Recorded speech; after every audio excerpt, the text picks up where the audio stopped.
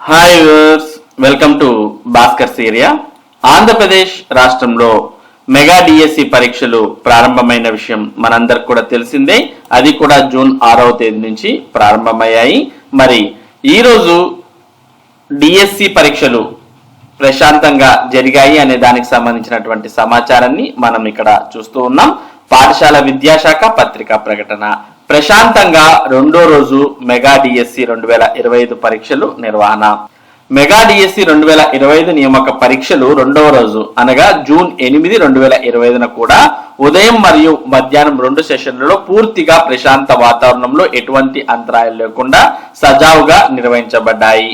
ఉదయం రాష్ట్ర వ్యాప్తంగా 63 పరీక్షా కేంద్రాల్లో నిర్వహించిన school assistant language Hindi, school assistant language Kannada, school assistant language Oriya, school assistant language Tamil పరీక్షలకు దరఖాస్తు చేసిన 9,951 అభ్యర్థులకు గాను 9,516 అభ్యర్థులు అనగా 95% మంది పరీక్షకు హాజరయ్యారు.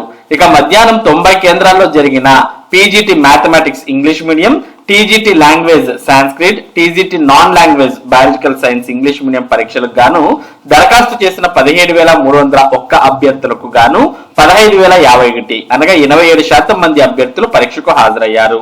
జిల్లా వారీగా పరిశీలిస్తే ఉదయం కర్నూలు జిల్లాలో అత్యధికంగా 98% హాజరు నమోదు కాగా మధ్యాహ్నం అనంతపురం జిల్లాలో అత్యధికంగా 89.79% మంది హాజరై ఎక్కువ నమోదైంది అని mega DSC 2025 convener MV Krishna Reddy గారు తెలియజేశారు. కాబట్టి మరి మెగా డిఎస్సి 2025 పరీక్షలు ఆంధ్రప్రదేశ్ రాష్ట్రంలో దిగ్విజయంగా మరి రెండో రోజు కూడా పూర్తయ్యాయి. ఈ విధంగా మొత్తం జూన్ 30వ తేదీ వరకు ఆంధ్రప్రదేశ్ రాష్ట్రంలో మెగా డిఎస్సి పరీక్షలు జరగబోతున్నాయి.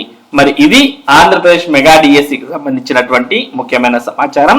ఇటువంటి ముఖ్యమైన సమాచారాన్ని భాస్కర్ ఏరియా మీకు అందిస్తూ ఉంటుంది. మరి ఈ సమాచారం మీరు మిస్ కాకుండా పొందడానికి మన భాస్కర్ ఏరియా యూట్యూబ్ ఛానల్ కు సబ్స్క్రైబ్ అవ్వండి. అలాగే ఈ వీడియోని లైక్ చేసి మీ ఫ్రెండ్స్ తో కూడా షేర్ చేయండి. Thank you for watching this video.